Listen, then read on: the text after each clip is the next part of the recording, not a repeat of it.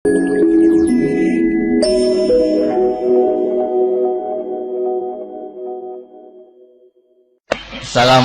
warahmatullahi wabarakatuh. Alhamdulillahirabbil alamin wassalatu wassalamu ala asrofil anbiya'i wal mursalin sayyidina maulana Muhammadin wa ala alihi washabbihi ajma'in, amma ba'd.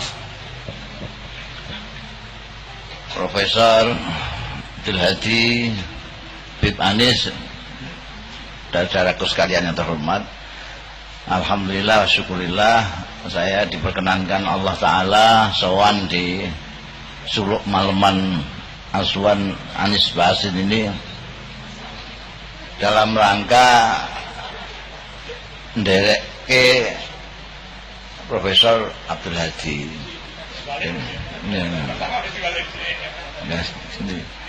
Apa namanya, itu luar biasa.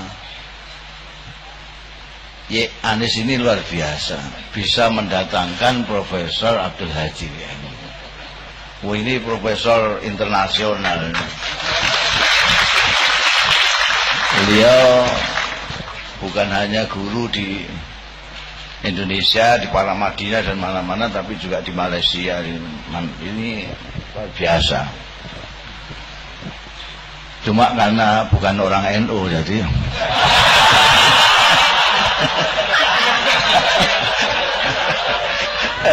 jadi ya, ngomong sampean rada paham rada ora.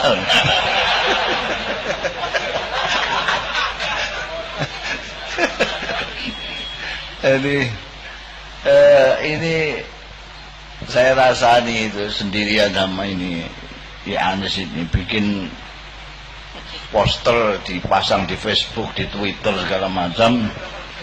Islam dulu, Islam kini itu. Rumangsane Islamnya molak-malik gitu. Islam itu orang sekarang sukanya itu nambah-nambah Islam itu. Islam itu apa sih? Saya sampai mau bikin buku, judulnya Islam titik.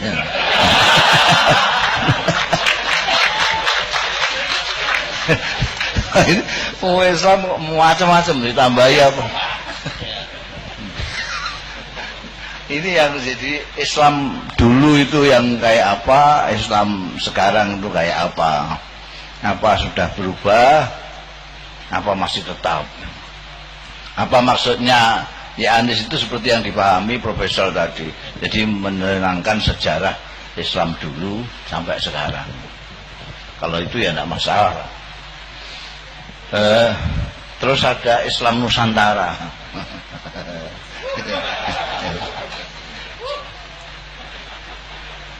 Pada beberapa bulan yang lalu ada Sarasean di Den Haag, Belanda. Temanya itu ya semacam Islam Nusantara lah, semacam Islam di Indonesia. Saya menceritakan pada waktu itu saya bersama Martin van Brunissen dari Utrecht itu. Ada satu lagi Pak Dirman dari Suriname. 3 orang narasumber. Saya menceritakan ketika saya di Amerika, di Eropa, menceritakan Islamnya orang Indonesia. Islamnya orang Indonesia, terutama Islam NU, Islamnya orang NU. Ya, Islamnya orang NU. Itu mereka itu seperti orang mendengarkan sesuatu yang baru, dan saya cenderung dianggap gedobos itu. Nggak ada Islam kok begini, nggak ada, masa Islam kok kayak begitu. Jadi tak percaya. Apalagi ketika saya datang di kandangnya, markasnya ini Islamofobi. Kumpul orang-orang Islamofobi, saya datang di sana. Dikeroyok orang banyak. Mereka bawa kitab-kitab dari Saudi Arabia, tunjukkan saya. Ini tidak ada Islam yang seperti sampean ceritakan itu hana. Sampean jangan mengada-ada. Ini saya punya kitabnya semua nih.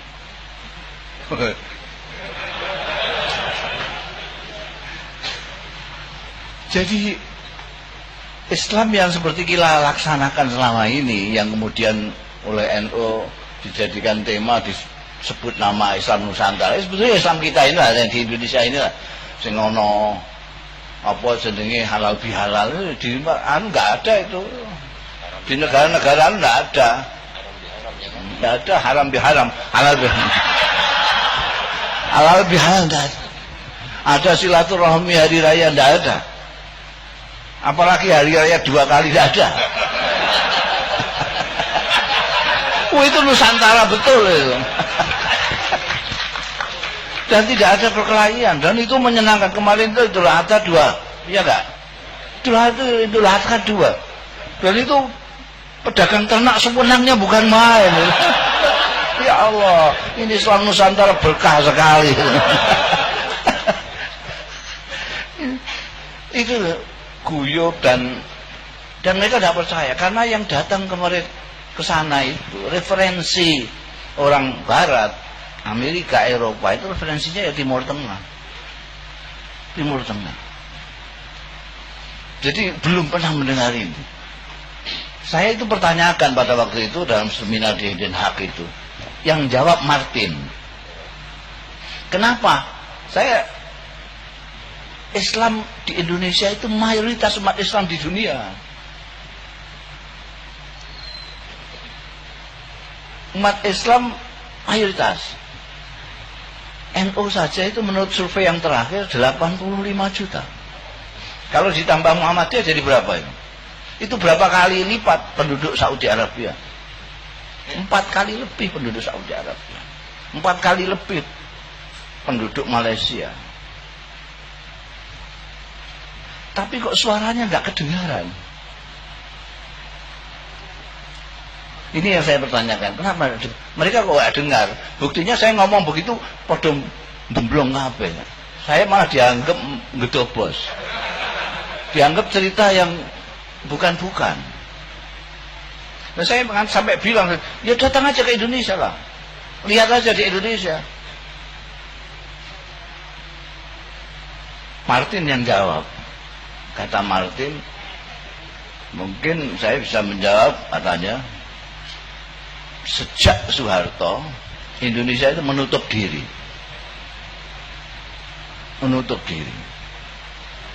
Jadi tidak ada orang di luar kenal Indonesia yang tidak ada. Dulu itu orang kalau pakai peci hitam, saya pakai peci putih sekarang, orang semua Soekarno Indonesia. Apalagi di Pakistan, di Mesir. Saya di Mesir itu berapa kali itu saya sudah minta kiriman peci hitam itu berkali-kali, terus diminta terus sama orang Mesir itu. Iya, pecinya itu begitu pakai itu terus langsung panggil itu, kalau boleh tak minta itu. Ini ada barang-barang saya macam-macam, ada televisi, ada segala macam. Kalau mau gantinya itu silahkan ambil. Gue truk brondol tak gawani kabeh. Jadi kenal mah sekali Indonesia. Juga di Saudi Arabia. Di Saudi Arabia dulu itu orang Indonesia sangat-sangat dihormati. Kenapa? Kan orang Indonesia, ulama-ulama banyak sekali. Tadi yang disebut Al-Bandari, Yusuf Al-Makassari, kemudian Syekh Yasin Al-Fadani. Banyak sekali. Imam Nawawi Banten, Al-Banten itu dari Banten. Syekh Mahfud At-Turmusi dari Termas, Syekh Abdul Muhaimin Al-Lasmi dari Lasem. Banyak sekali. Jadi orang-orang Saudi melihat orang Indonesia itu orang ngalim-ngalim. Jadi kalau misalnya ada departemen itu, orang pertamanya orang Saudi, orang keduanya orang Indonesia, entah dari Bugis, dari Padang, dari mana. Nanti yang kerja yang orang kedua ini. Semoga saya ngerti ini. Sangat dihormati. Sekarang orang pakai baju batik di Saudi itu malu. Pejabat-pejabat itu nggak ada yang pakai baju batik di Saudi. Dilecehkan ya. Yang kayak TKI.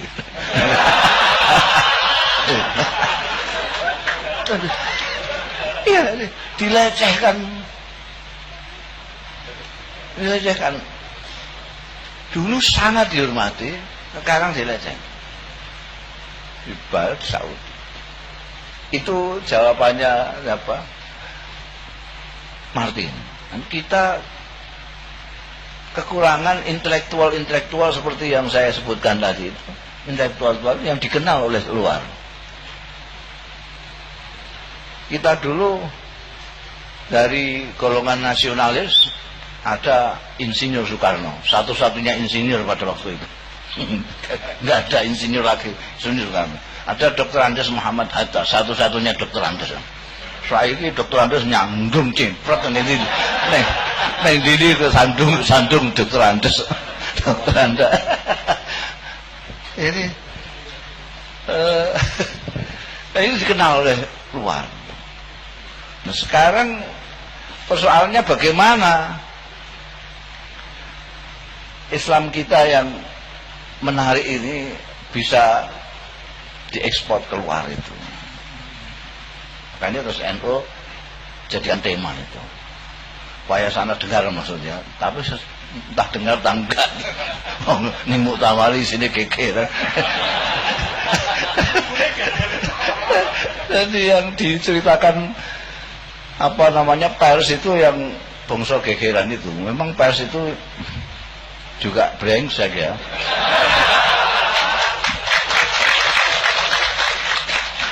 Loh, itu nalarnya begini. Pers itu dulu industri yang tidak laku. Kenapa? Karena tidak ada yang bisa ngomong. Wartawan dulu itu drosor semua. Sama dengan DPR. DPR dulu kan misalnya kok setuju, ya setuju. Ada kambing datang masuk ke kantor parlemen, gedung parlemen, mbak setuju. Wartawan semua, tiap nggak ada. Kalau ada yang berani sedikit, beredar. Itu kasus Tempo, kasus apa itu banyak sekali. Jadi akhirnya tidak ada yang industri itu. Terus kemudian tiba-tiba Pak Harto lengser. Rajane tukang bekem wong itu. Kalau pers itu ditakut-takuti segala macam. Kalau DPR diloloi duit, mingkem kabeh. Seniman tidak ada yang seniman itu Rendra ditangkap gitu. Jadi seniman berani untuk seniman yang tidak seniman betulan yang nggak ketangkap seperti saya. Karena saya bikin puisi guyon gitu, guyon. Pancasila dor gitu aja sudah. Orang nggak paham itu.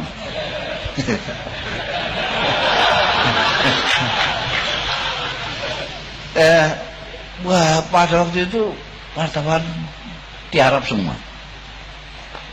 Industri pers nggak laku. Tiba-tiba Soeharto lengser. Terus kayak apapun kuasanya manusia, kayak apapun keinginan mereka berkuasa seumur hidup, pasti lengser. Karena ada yang maha kuasa. Begitu lengser, zaman keterbukaan, wah, apalagi kok presiden yang nyentrik itu Gus Dur, bubarno Kementerian Penerangan. Oh sudah, industri pers wah naik daun. Sekarang Anda bayangkan wartawan tiban banyak sekali. Wartawan yang tidak melalui proses pendidikan kewartawanan jurnalistik bermunculan karena banyaknya industri harus membutuhkan wartawan, semua diambil. Ibaratnya ketika zaman Pak Harto itu kita punya wartawan 100, sekarang ini bisa sampai 10.000. Kalau kita analogkan pesawat terbang, kita dulu punya pesawat terbang 100, kita membutuhkan pilot 100, kopilot 100, jadi 200. Tiba-tiba kita punya pesawat 2000. Ini pilot sama kopilotnya diambil dari mana? Tukang ojek. Tukang ojek terus bawa pesawat, gak karu-karuan. Ini yang terjadi. Jadi ya ada kayak begini, tidak akan masuk koran, tidak akan mengapain, enggak payu ditol. La ilaha illallah. Paling-paling dinunut-nunut dengan aswaja.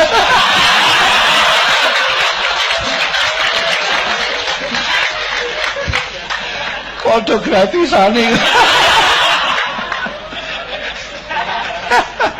La ilaha illallah, tidak mau. Jadi yang ada gegernya, yang jelek, yang ambil itulah yang mesti.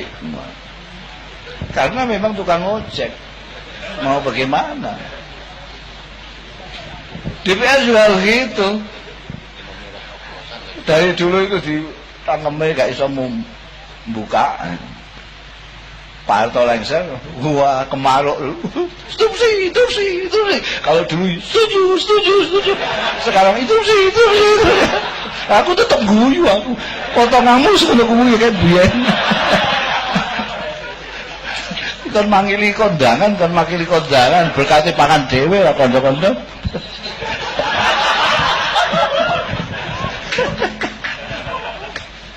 Jadi tekan kono mau piye. Jadi apa namanya, pers ini ya itulah kondisinya. Sehingga kalau kita harapkan keislaman kita yang sebetulnya dibutuhkan sekali oleh dunia sekarang ini, sangat dibutuhkan. Islam yang model kita itu kan Islam enak gitu loh, tidak pertentangan itu. Sementara yang sana yang sedikit itu masuk dengan hebat. Sekarang itu usum, Islam pertentangan itu usum. Nah kita yang biasa Islam biasa gayeng gini ini ada yang terpengaruh. Iya yo, Islam kok gayeng ini gak kurang gagah ini. Ngono kaya gagah, Allahu Akbar. Wah, itu sing top itu. Kurang gagah, la ilaha illallah. Wong Islam kok gagah-gagah. Islam tadi yang dikatakan profesor itu, Islam itu mudah. Bukan kata profesor, dia itu hanya nukil saja. Nukil sabda Rasulullah Sallallahu Alaihi Wasallam. Karena beliau bukan NU, jadi tidak dalil dia. Meskipun dia tahu dalilnya itu. Kalau saya NU dan mantan pejabat Rais Amin. Ya, saya harus dalil karena kalau enggak sampai enggak percaya. Dianggap podo aja kalau ya Anies barang iki payah aku ngomong. Itu ada, itu riwayatnya Siti Aisyah. Inna dina yusrun. Bukan hanya ad-dinu yusrun, bukan. Tapi inna dina yusrun. Di dalam bahasa Arab itu ada fungsi-fungsinya, itu tambahan-tambahan itu. Ad-dinu yusrun itu agama mudah. Tapi kalau inna dina yusrun, sungguh agama itu mudah. Jadi ada penekanan di sana. Agama mudah banget.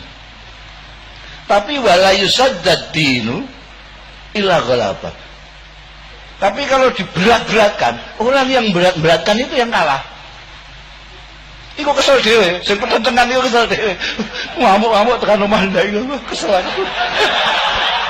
Allahu Akbar kok kebanteran.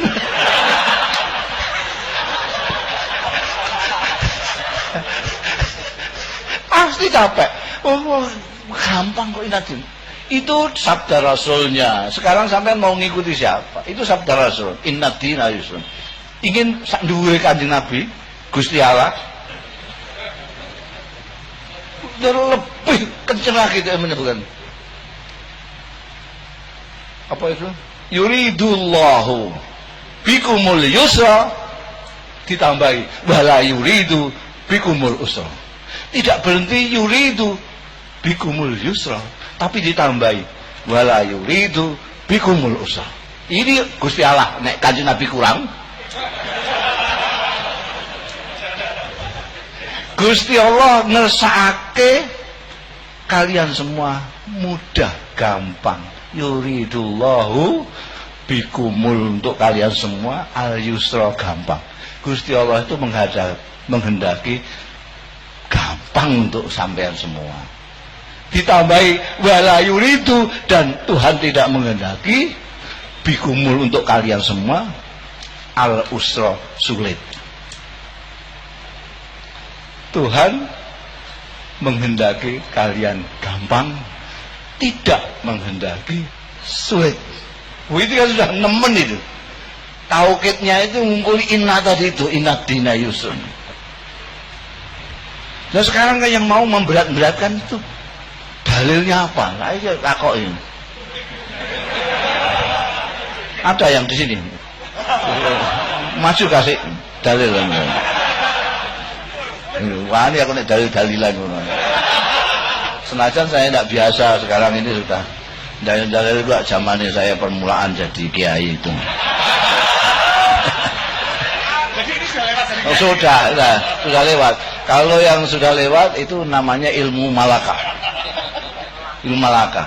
Jadi kalau yang baru anyar-anyaran, apa alfiah misalnya, itu sidik-sidik mau coba bete alfiah. Aduh, kenapa ini kok dibuang ini? Terus dia dalil. Wa hadfu ma yu'lamu jaizun kang. Wah, ini dalile kuwi. Dalile adalah bait alfiah itu. Tapi kalau yang sudah malakah, itu ada orang mengatakan ja'a zaidan. Nah, salah. Lu kok salah? Baitnya mana? Ora usah bet-betan. Dalil apa? Ora usah dalil-dalil lah. Ning kupingku ra enak. Itu malakah itu. Aku ning kene aku dalil rak mergo pamer karo profesor. Jadi kalau sampean perhatikan saya tidak pernah di YouTube di mana-mana, tidak pernah saya dalil. Wong wis malakah kok dalil bareng. Aku jenis ya orang sithik ning Facebook, ning Twitter, dalilnya apa? Dalilnya apa? Lah kaya yo. Kaya yo ben darani ngerti. La ilaha illallah. Ndul potonganmu.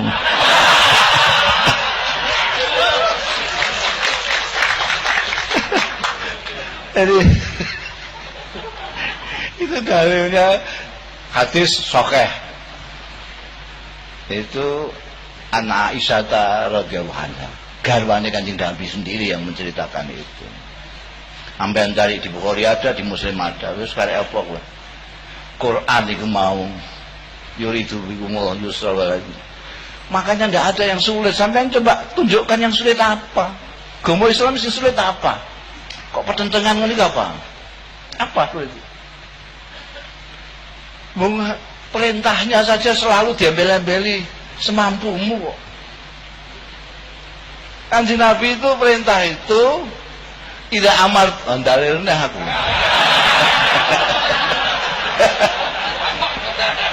Oh tak dalil terus kowe. Oh bolak-balik kok takok dalil terus saya. Gregetan aku. Tidak amartukum bi amrin fa'tu minhu mastata'tum. Kalau kamu perintahkan sesuatu, kerjakan semampumu. Ini yang membuat kita jadi mudah. Diperintahkan itu dilaksanakan semampu kita. Enggak kok. Kalau aku perintahkan, kerjakan.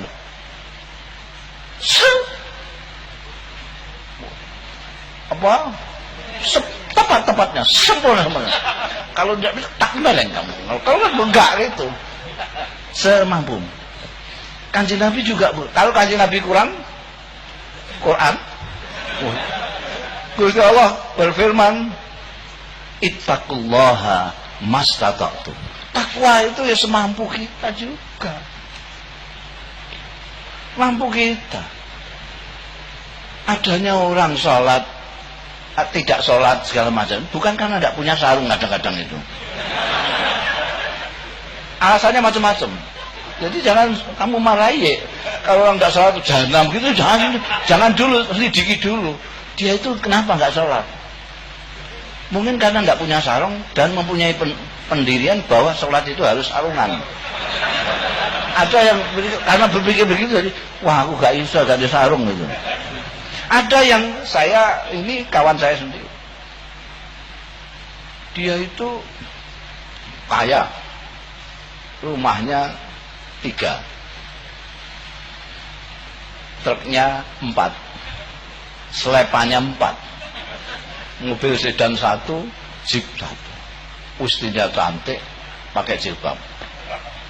Dia puasa Senin Kemis, sudah tahu. Tiba-tiba dia ngomong sama saya, terus saya ini kenapa ya kok kadang-kadang sumpah, tidak jelas dari mana arahnya ini, tahu-tahu sumpah gitu saja.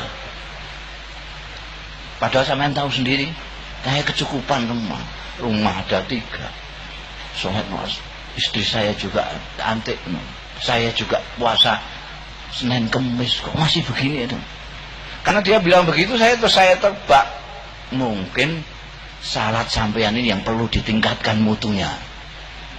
Kalau kemarin-kemarin mungkin sampean dalam sholat itu ngelamunnya 99%, dikurangi sedikit. Saya bilang begitu, tahu-tahu dia bilang, loh kalau sholat saya memang belum melaksanakan. Iya. Saya kan kaget, loh bagaimana? Lu kok malah belum, itu gimana sih? Sampai soal poso Senin Kemis, Ramadan selalu poso tambah Senin Kemis meneh. Saya itu poso mau Ramadan toh, sampai tambah Senin Kemis. Kok gak sholat itu gimana? Lu kalau poso kan tinggal tidak makan. Lu kalau sholat, sholat itu bacaannya itu aku gak bisa. Mungkin saya bisanya cuma Fatihah tok. Duh, sampai ini gimana? Sholat itu bacaannya cuma Fatihah tok itu. Masak kiai, sampean manggil kiai mbok masak sih sendiri. Berarti kan nggak percaya kamu ini. Kalau nggak percaya sama saya, tanyakan orang lain lah, kiai-kiai yang lain. Salat itu ya bacaannya cuma Fatihah tok itu. Wah, kiai itu saya lihat kalau orang rukuk sujud itu pakai umi-umi kok. Dia bilang gitu. Lu sampai umi-umi juga boleh katanya. Apa yang saya umi-umi kan? Lah napa enggak sih umi-umi no? Kalau enggak ada ya jangan umi. Wong yang umi-umi itu ada yang diumi-umi kan kok.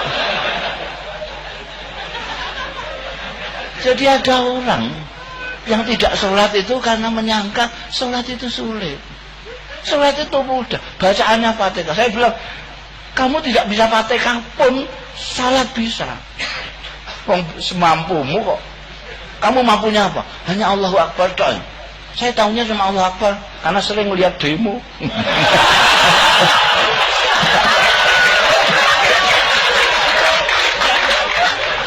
Ayo, Allahu Akbar, Allahu Akbar, Allahu Akbar 7 kali. Allahu Akbar. Ya Allah Akbar, takbiratul ihram, Allahu Akbar, Allahu Akbar, Allahu Akbar, Allahu Akbar 7 kali. Allahu Akbar. Sami Allah belum bisa, Allahu Akbar lagi. Ya antum Allahu Akbar lah kan. Tuh, ini yang ngomong kiai loh ini.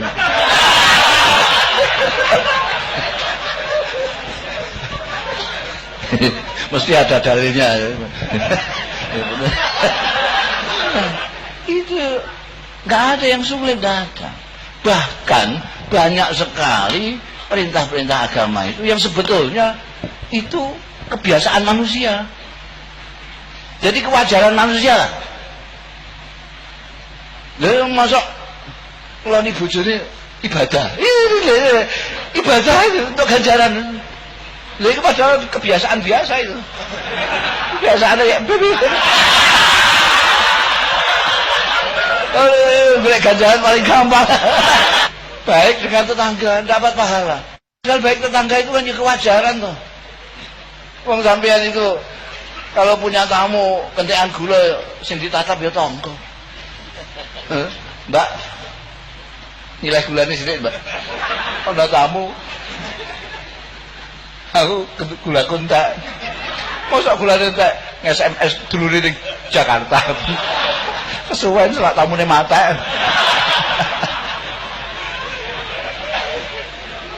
Dulur belum mendengar, tangga sudah dengar. Kowe gak tilik dulurmu ning rumah sakit. Lho kok ngerti ya? Aku melok ngeterno mau. Dulur sakit, informasinya dari tangga.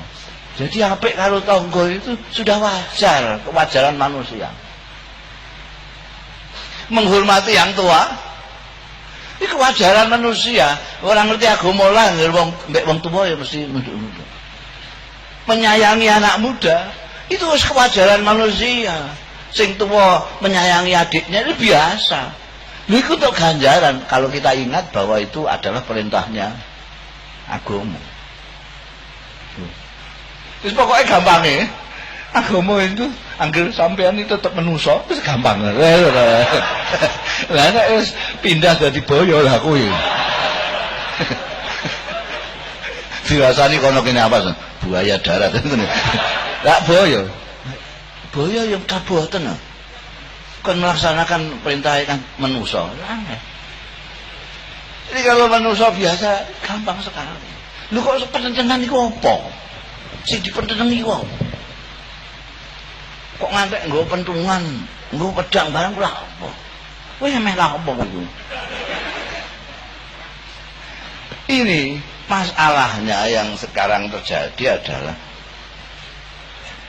ini serius ini, jengguyu.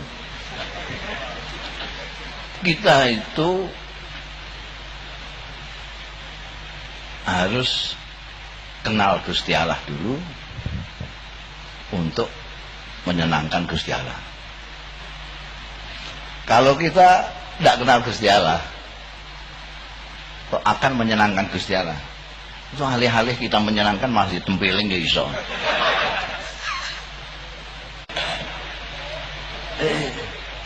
Ini banyak sekali tuntunan-tuntunan Kanjeng Nabi yang prinsip-prinsip justru ditinggalkan, tapi yang tidak prinsip itu dianggap prinsip banget. Karena kita nggak kenal Gusti Allah, disangkanya Gusti Allah itu yang perlu dengan kita. Gusti Allah perlu dijengkingi, perlu disujudi. La ilaha illallah, potonganmu. Lho jengkinganmu. Orang muni subhanarabbiyal a'la, kamu tidak membayangkan betapa tingginya, luhurnya Gusti Allah. Belas kok. Kadang-kadang rodok ngantuk-ngantuk sithik.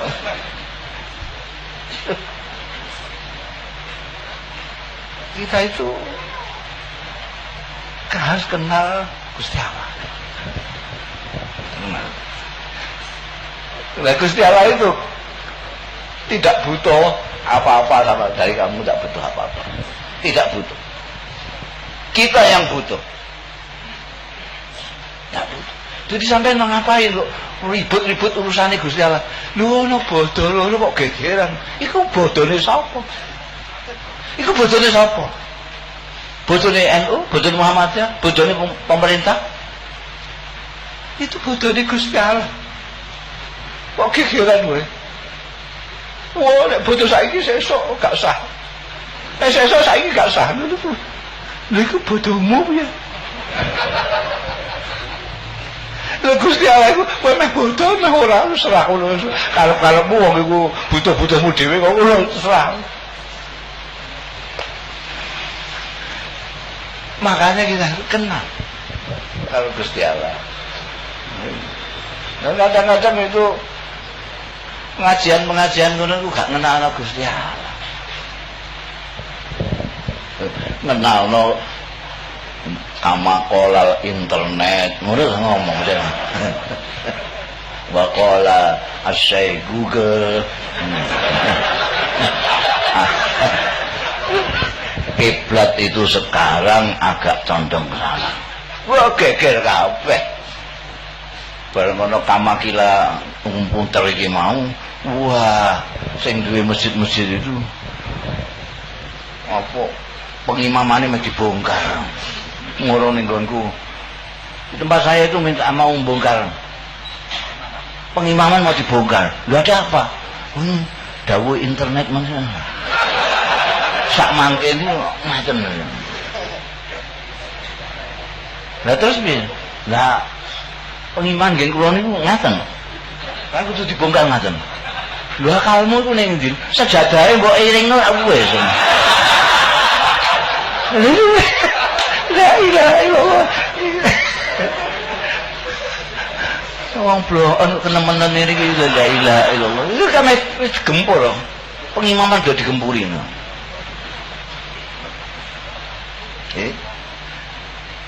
Niku nek apa namanya? Kalau itu haknya Allah, pertentangan kita itu. Pertentangan. Jadi kurang ini. Saya pernah sendiri sembahyang itu. Sembahyang lian dikenak nambah uang kok. Enggak kok dikenak no.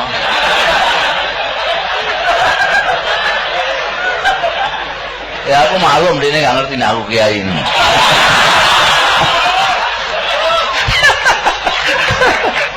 Iki nek perkara ngono, Masya Allah, telitine ra karuan aku begini. Insya Allah itu nulisnya jangan pakai insya Allah, itu maknanya lain, harus insya Allah. Dul. Mbok ngel-ngel dhewe iku apa? Gusti Allah itu gampang. Gusti Allah itu ngerti dapurmu. Allah itu kalau nek Gusti Allah wah pertentangan tenan wis kudu pas ngono. Padahal Gusti Allah iku gampang kepenak. Wong ora buta. Gusti Allah ora buta. Jadi kamu sembahyang angger ora niat nglawan Gusti Allah ya sak isa-isamu lho. Kok rada ngono. Wacanan kok ngalahim ya ben wis aku ngalahim wong aku pancen ana cara kok mengko botongo ora bajatun hawazun lho ngono iku rumah samu sing ngerti aku tok Gusti Allah Gusti Allah iso bahasa macam-macam mau iki ilat Jawa lho lumayan Ramadan ramlan murtala ridho piye ngono ya wis gak apa-apa. Oh, iku sing gawe ilat aku kok dari Gusti Allah ngono. Ya tak gawe ngono ben beda-beda karo wong. Wong sing ra mudeng. Rumasane wong kok padha kabeh ngono. Rumasane wong niku kon padha kabeh. Iki termasuk apa warisane Pak Harto ya. Bangsa Indonesia itu warisannya Pak Harto ini yang sampai sekarang kita menjadi begini ini ya karena kehebatan Pak Harto. Pak Harto pertama mulang awake dhewe didik kita ini supaya menyenangi dunia berlebih-lebihan. Seneng duit, seneng kaya. Tur didik kan Pak Harto itu nganggo metode ini Kanjeng Nabi. Metode keteladanan. Ngajak kita kaya dicontoni dia sendiri. Jadi mak jerep mon. Awake dhewe seneng dunia itu persis karo sahabat seneng sembahyang. Nalika diajak Kanjeng Nabi, mergo dicontoni Kanjeng Nabi. Sallu kama ra'aitumuni sholli. Wong seneng salat kabeh zaman sahabat. Kene ya ngono. Wong kon sugih dicontoni, pengen sugih kabeh ora Indonesia. Nomor loro seneng seragam. Mulai ana seragam macam-macam itu zaman Pak Harto. Lho ngantek. Bupati Pati sowan Kiai Sahal. Wadul niki sepundi Kiai? Masjid Agung Pati nggih. Kan ngecat kuning. La ilaha illallah. Lah ora omahe wong tok. Ini di negaranya beliau ini semua kuning semua rumah itu. Oh ya. Sampai marka jalan yang biasanya putih itu kuning. Jangan. Untungnya tidak sampai ada SK supaya orang tidak sikatan. Supaya seragam untungnya kuning kabel. Akhirnya apa yang terjadi?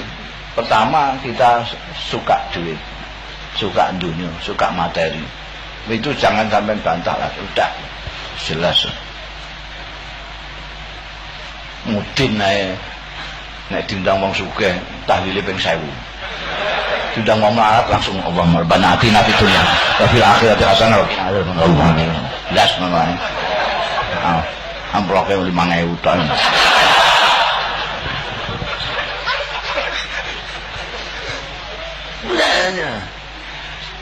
Makanya saya di mana-mana selalu enek wani saiki ini. Ayo lawan dengan gerakan hidup sederhana. Ora usah zuhud itu kadoan.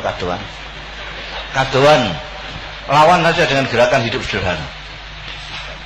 Kalau tidak, insya Allah sampai kiamat kurang rong dino. Begini terus. Kiamat kurang rong dino iseng ini terus. Apa saja yang menjadi kesusahan rakyat itu akibat seneng dunia yang berlebih-lebihan. Kenapa sekarang saudara-saudara kita di sana di Sumatera yang tidak bisa ambekan? Kenapa? Ini ulahnya wong serakah sing seneng dunia. Ada ketentuan kalau mau membebaskan hutan itu ada aturannya. Kesuwen nganggo aturan. Ngongkon wong bayar 1 juta wis kon ngobong itu semangate ra karuan. Wong ora dibayari ae seneng ngobong-ngobong. Sing ngizini untuk amplop juga duitnya. Orang yang kaya-kaya masih korupsi saking senengin dunia. Seneng. Lu nek melarat nyolong ku saya bisa dimengerti ya pancen melarat kok. Iki wong sugih nyolong juga. Sing ditolong bandane wong pikir, la ilaha illallah. Iki bandane rakyat iki pikir kabeh. Engko dicolong dekne. Iku keterlaluan banget. Itu gara-gara materi. Itu harus kita lawan dengan hidup sederhana. Hidup sederhana itu sehat dan insya Allah bisa menyelesaikan ini. Saya anjurkan zuhud, wah jemle sampean sing diundang Habib juga ya bisa gembor-gembor zuhud. Wis gak ono stoke wong zuhud. Betul lah wis kapundhut ora ono neh, ora ono neh. Ini gayane kaya Mbah Dula.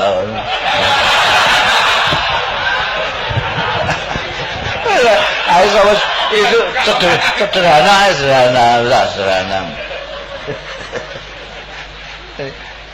Jadi apa namanya, banyak masalah-masalah kita ini yang sudah bikin bingung, resah rakyat umat kita. Jadi jangan ditambahilah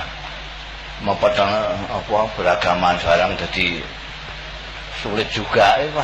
Wis sulit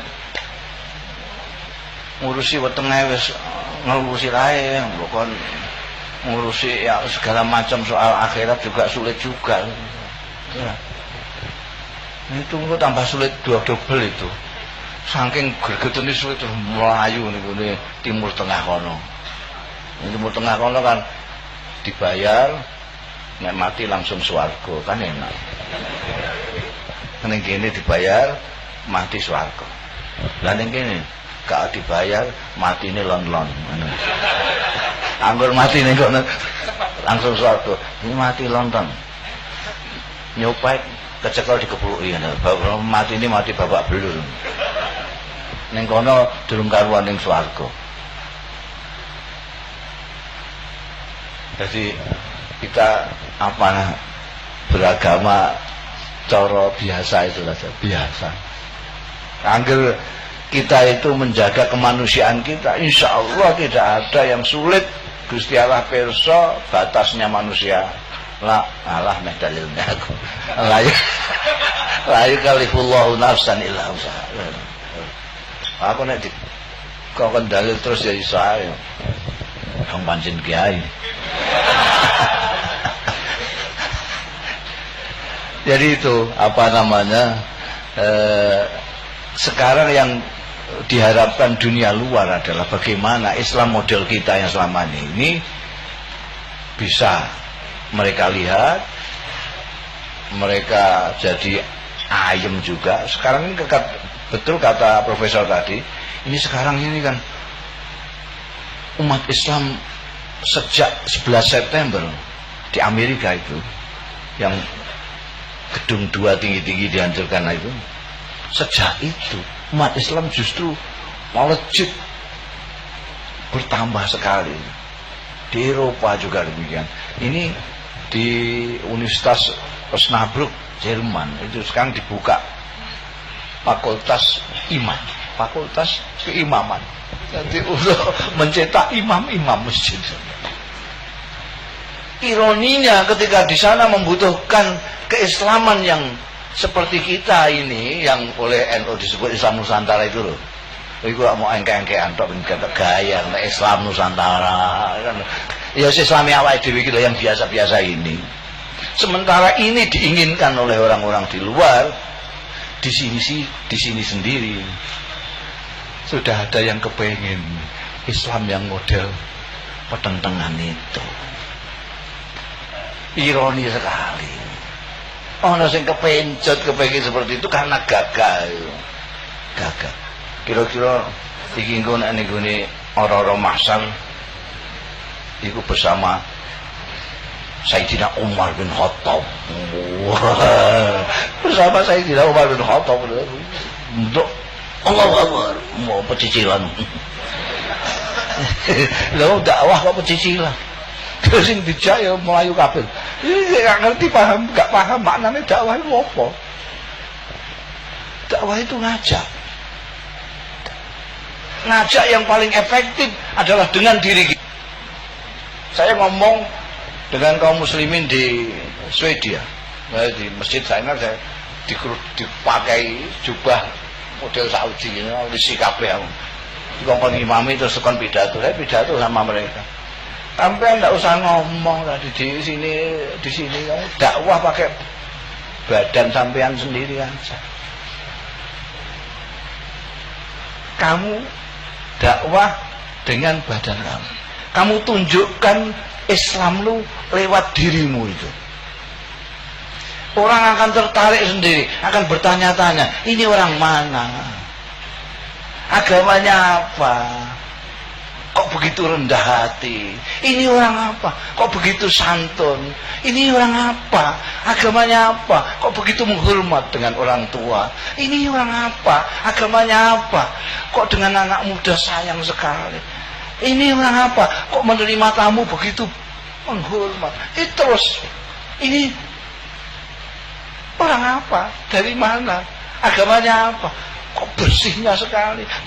Baunya kok wangi sekali? Tapi kalau ini sama ambune apa kan ini? Santri itu kebal gue. Dakwah yang paling efektif adalah dalam diri kita. Benar? Dan aku. Ya itu, saya kira itu yang bisa saya sampaikan. Sesuai dengan maksudnya Sohibul Hajat apa enggak, wallahu a'lam. Saya ya begini ya, ngomong ya sakarepku dhewe. Itu sudah jadi prinsip hidup saya. Prinsip hidup saya itu la ilaha illallah. Tidak ada yang boleh ngereh saya, maksa saya kecuali Gusti Allah. Apalagi kok Anis ngono.